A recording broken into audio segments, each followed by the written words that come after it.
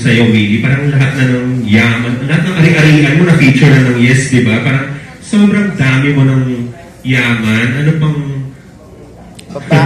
ano pang kulang? Asawa. Hindi siguro yaman to.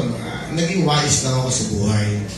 You know, I think in this business, dapat marunong ka mag-ingat sa kinabukasan mo.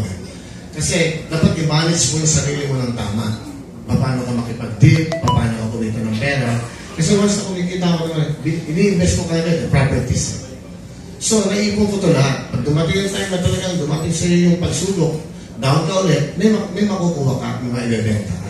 So, ito, kahit pa paano, nakakaraos pa kami, meron naman akong pwedeng ibenta para mag-tuloy-tuloy lang itong programa ito.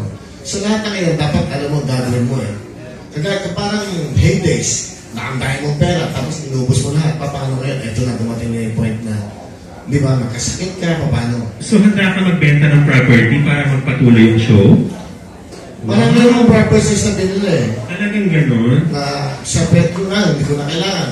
For example, yung sa Tagaytay ko, meron ako doon na 12 bedrooms doon sa baba, sa Highlands, sa Midlands. Hindi ko na kailangan kasi napapatayo naman ako ng hotel doon sa taas. Yun pa yung gusto ni John Lloyd, sabi, bilhin? Doon sila nag-stay. Sila ni Angelica. Doon sila nag-stay doon. I think Pasko yan eh. Kasama ko pa pinagamit ko sa kanila. Oo. Hindi ba bibilhin ni Lloydie? Parang... Hindi namin napag-usapan. So, binibenta mo yan? Binibenta ko na yun kasi hindi ko na kailangan dahil napapatayo nga ako ng hotel doon sa taas. Kasi yung hotel na yun, yung view, talagang sobrang ganda. Oo, ang ganda.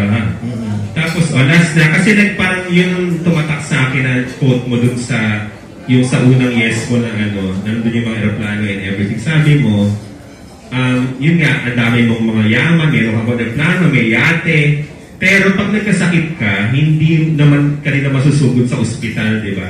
Tapos mag-isa ka lang sa buhay. So, yun, may gano'n ka ba ng realization? So, parang cool, may emptiness ba sa buhay mo kahit sobrang yaman mo, Will?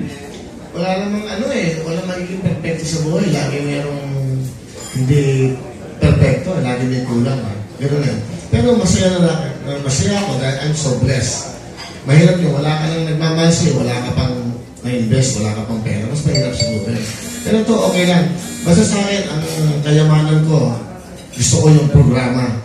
Naging daily show na araw-araw ko nabibigay ng saya. Lahat naman na naging investments ko, galing din sa programa. Wala, ang laki na utang loob ko sa ABS-CBN. Yung mall na yan, nabili ko yan because of ABS. Ang I'll be honest, no? Nagwawawi ako doon, sobrang naging deal ko. After nun, TV5.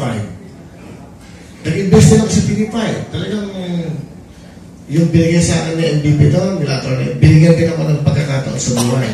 Nakabili ako ng nakabili ako ng aeroplano sa TV5. Nakabili ako ng mga yung hotel na yan. Ganun eh.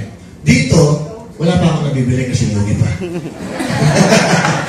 Pero, masaya ako dito. Baka dito maubos Hindi yan maubos dito dahil alam ko, one day, pag nag-daily show na to, tuloy-tuloy niya, magbibigay sila kami. Yun naman kinikita ng programa ko, binibigay din naman eh. Sinishare din naman talaga eh. Hindi naman pinagdadamot lahat siya eh. Saka ako naman yung naipon ko, pwede ko naman ibalik yan sa mga taong malasakit sa akin. I'll just tell you this, 1 second pag wala ka na rito, wala na lahat yan. Lahat ng kayamanan mo ngayon wala na yan. Sa pikit mo lang. Sino mag-aalaga niyan? Mga anak mo. Pagkatapos sa anak mo, hindi naman kainin eh. Ibebenta rin yan eh. Bebarahin din yan eh.